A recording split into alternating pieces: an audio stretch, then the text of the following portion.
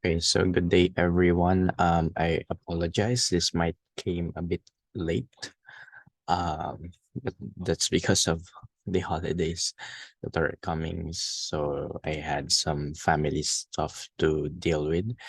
Anyway, so this is a continuation of the lesson we covered in our last on-site classes, and this is about uh, how we can represent the structures of um, covalent molecules. So, if you can still recall, last time we covered something like this. Uh, if you still remember, huh? So, diba, we talk about two types of bonds. So we have this thing called the ionic bonds, and then we have the covalent bonds. Okay. The idea for ionic is that the electrons are transferred from one atom to another in order for them to be stable. And by stability, I mean um, they will achieve a noble gas configuration. Okay. So what makes an atom stable is if it is similar in electronic configuration with noble gases. That means all their orbitals, the s, the p, the d, or the f orbitals, they are fully filled. And once those orbitals, the spdf orbitals, are fully filled, then they won't do any reactions anymore. Okay? So parang unstable na siya at that point. So that is what happens to ionic bonds. So if you still recall, ionic bonds, let me just erase this one. So ionic bonds happen if you have a metal and a non-metal.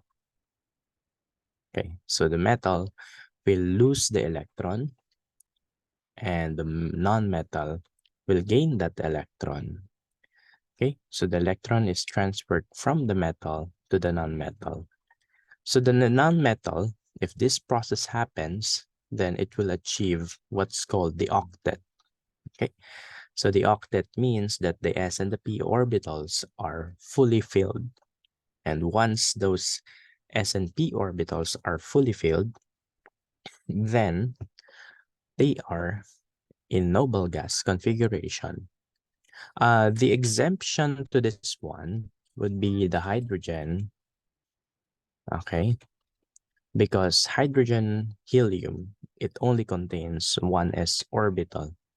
So therefore, it cannot have more than 2 electrons, diba? Okay. So that's the ionic bond. Now, let's go to the covalent bond. So there are many types of covalent bond in general.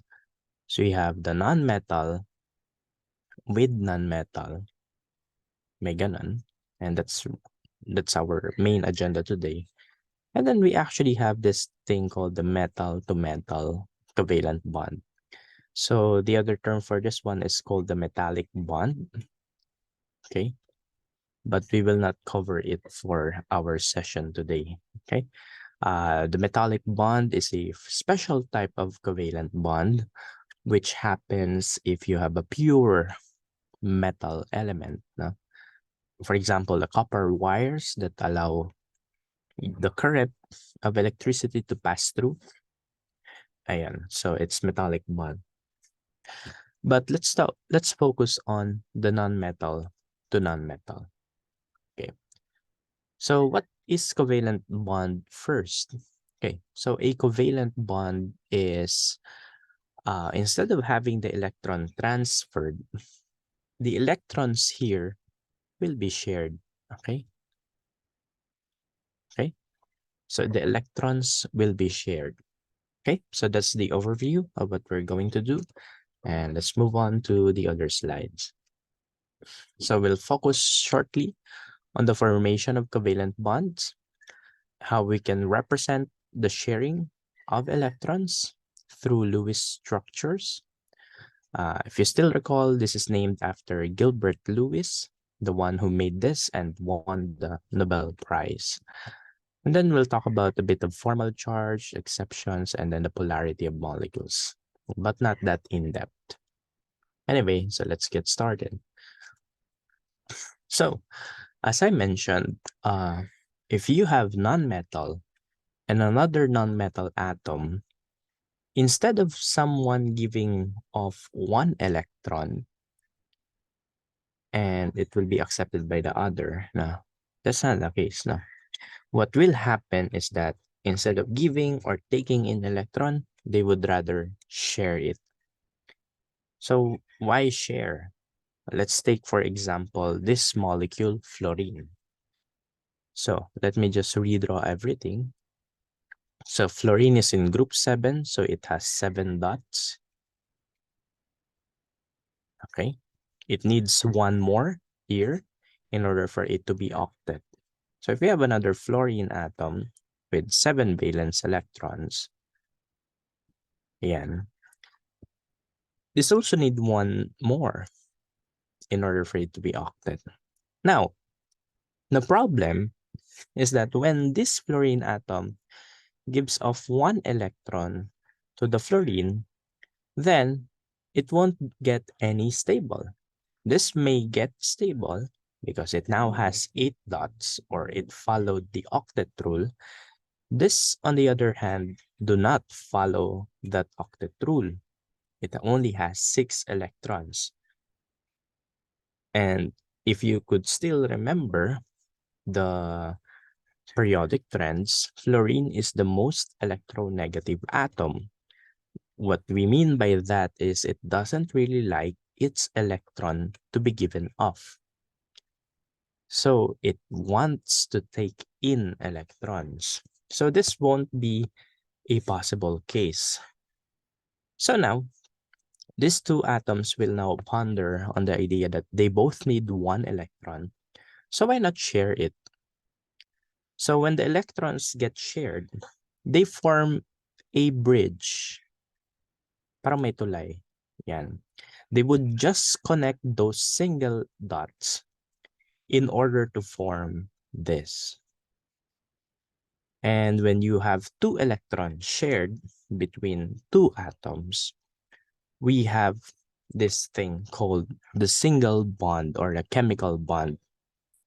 So when these two electrons join up, we form covalent bonds. For this particular case, this is called a single bond.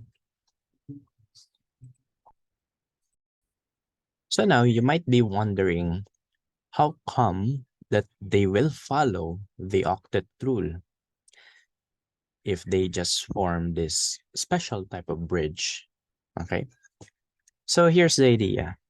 When those electrons pair up, okay, what really happens is that the orbital shape of the molecule, they overlap, okay? So think of it this way. So you have the fluorine atom with this orbit of electrons, this one with that orbit of electrons. So those orbits will just combine, okay? They will overlap. And in the overlapping region, you have your bond, okay? So when we count the number of electrons, we can do it this way. So suppose I want to get the number of electrons that is shared around this fluorine atom, I can just simply do this. And because remember, this bond is shared, right? So if that bond is shared, this has jurisdiction to these electrons. This one also has the same rights to those electrons. So we can count the electrons in this manner. So let's say if they follow the octet rule. So you have 1, 2, 3, 4, 5, 6, 7, 8. So you have 8 dots around the fluorine atom. That 8 dots are made possible by connecting this single electrons from the two fluorine atoms. Therefore, we have a single bond. So this follows octet. Now let's do it this way. So let's create this shape. so that we can count the number of dots around this atom. So we have 1, 2, 3, 4, 5, 6, 7, 8. So we have 8 electrons around this fluorine atom. So we have 8 electrons here, have 8 electrons here. So that means you have octet for each of the atoms. So that makes them stable. Okay. So again, the major difference between um, ionic bonding is that in ionic bonding, electrons are being transferred from metals to nonmetals. On the other hand, if you have both nonmetals, they would rather share them. And when they get shared, the orbitals overlap, such as in this case, they overlap and they form bonds, chemical bonds. And through that bonds, they can follow the octet rule. So another visual way to do that is this one. So you have an atom of hydrogen here, an atom of hydrogen here. Of course, this electron cannot be transferred from hydrogen to the other one. This may be stable. It has a configuration of helium. Oops, sorry. But this will be unstable because it won't have any electron configuration. Therefore, it's reactive, right? So that won't happen. So in order for that to happen, they will just overlap their orbitals, such as shown here. They will come close to one another, and then the electrons get shared between them. And remember, when you have two electrons shared, you have one bond. Or, in other terms, we call this the single bond. So, if you have a single bond, that implies that you may have a double bond and you can have a triple bond. So, there's no quadruple bond now. So, it's only single bond, double bond, and triple bond. Okay. So, let me show the other instances in which you have a double bond and a triple bond. So let's take, for example, maybe here na lang. So let's take, for example, let me just switch the app. Okay, so let's take, for example, this molecule. So siguro ano na lang, oxygen. So oxygen is in group 6, so it has 6 dots around it. This is oxygen molecule, the one that allows us to breathe. Okay, so you have 6 dots around the oxygen. So of course you cannot remove these 2 electrons in order for one atom to be octet. This is not octet. It will be very unstable. So what they can do instead is this. No? Whoops, sorry. I'm having some difficulties. Let me just pause the recording. Okay, sorry. Okay, so where am I? Okay, so I'm here. So we cannot remove these electrons from oxygen because this will get unstable. So it will have 4 electrons only. So that will be impossible. So what they will do instead is they will join in order to form a bond. So those 2 electrons will be paired in order for us to get bonds. So we can write it this way. 1, 2, 3, 4. And then those 4 electrons that become shared, they can be aligned here. Okay, so you have 2 bonds. So that's double bond if you have 2 bonds between 2 atoms. So let's check if we have octet here. So form a semicircle here. So 1, 2, 3, 4, 5, 6, 7, 8. You have 8 dots means you have octet. Let's do it this way. Yan. So 1, 2, 3, 4, 5, 6, 7, 8. You have 8 dots means you have octet. So we have we have 4 shared electrons between oxygen atoms. That means we have a double bond. And then lastly, let's try nitrogen. This is about 78% of the air we breathe. So nitrogen is in group 5. So 1, 2, 3, 4, 5.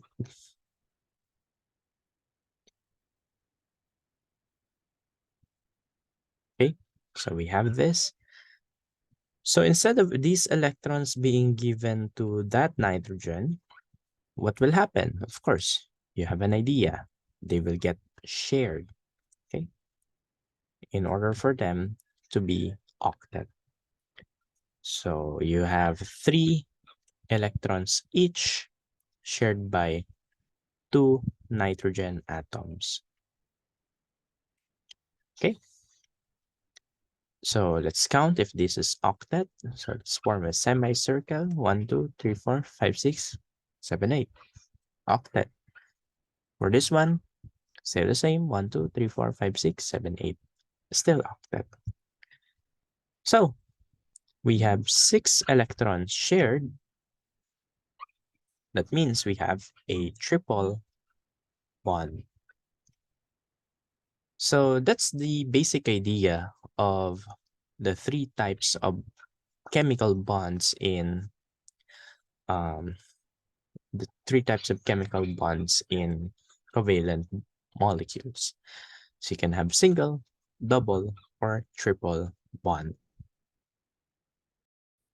So in my previous examples, we have shown fluorine gas F2, oxygen gas O2, and nitrogen gas N2. Okay, so they are given. However, it doesn't always mean that when you form covalent bond means that you have to bond 2 similar atoms or 2 similar elements. So we can also make covalent bonds with other atoms. For example, water is a combination of hydrogen atoms and oxygen atom. Methane is carbon and 4 hydrogen atoms. The octane in the fuel is also a combination of carbon and hydrogen atoms. The food you eat, the proteins that are there, are combinations of different atoms such as carbon, hydrogen, oxygen, nitrogen, and some sulfur.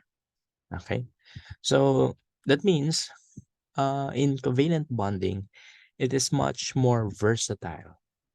Okay, even though there are just few non-metal elements in the periodic table, they can be combined in such a way that you can make life out of it. Kasi, as you can see, majority of the elements in the periodic table are metals, but you only have few non-metals. But those few non-metal atoms are the one that allows our life to be possible. Okay?